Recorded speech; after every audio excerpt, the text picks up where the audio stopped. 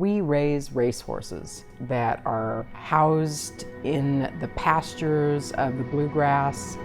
We are relentless in our pursuit of the best breeding, the best physicals, the best possible outcome for our broodmare band and for people that buy our racehorses.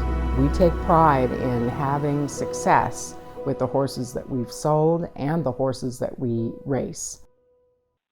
Hey everyone, Nicole Russo coming to you from here in Saratoga for the DRF Breeding Report as we continue our coverage of this yearling sale season with coverage this year presented by Stonestreet.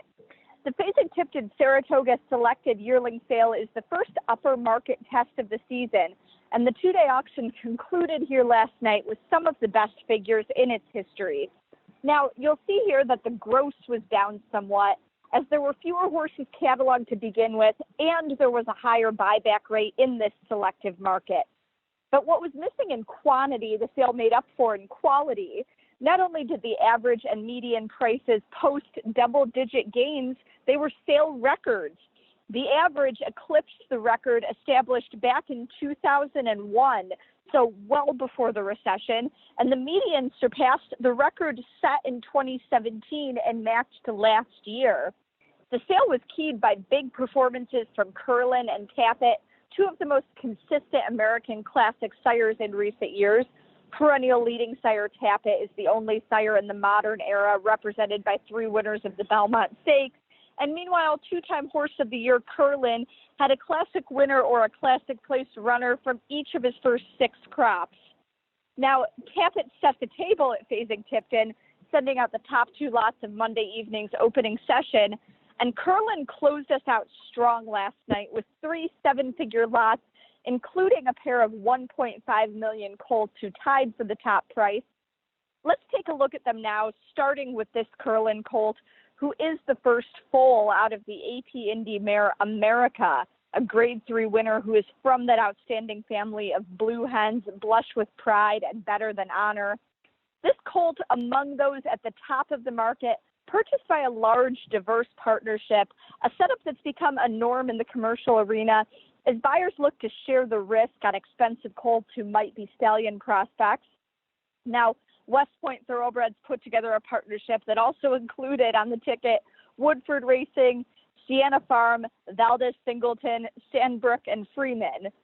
Now, America's colt matched the 1.5 million price another partnership paid for another Curlin colt earlier in the evening as the Australian outfit Aki Farm teamed up with Let's Go Stable and Crawford Farm Racing for the first foal out of the Chilean champion Wapi by Scat Daddy.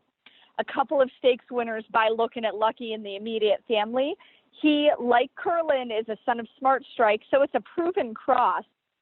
Shane McGrath, an executive for Aki, said the colt will remain in the U.S. for the foreseeable future, will be trained by Todd Pletcher. However, he didn't rule out the possibility of the colt racing internationally in the future, mentioning that Aki would love to run him in rich races like the Everest in Australia. Now, those top 2 lots were by Curlin, but we'd be remiss if we didn't mention Tappet's session topper on Monday night. This colt out of the Grade 3 winner Feathered, who was Grade 1 placed on both dirt and turf in her career. West Point purchased this colt, and he's actually from the same extended family as Wapi, a diverse female family cultivated by the Phipps family. Now, led by these top lots, Tappet averaged $620,000 from 5 yearlings sold. Curlin averaged a staggering $835,000 from his 10 sold. These stallions, obviously, too, who will stand out as we move ahead into other marquee sales like Keeneland September. But first, we'll have the Fasig-Tipton New York bred yearling sale, another auction that continues to set records year after year, coming up in just a few days here in Saratoga. And we'll be there to recap all of it for you in our continued yearling season coverage presented by Stonestreet.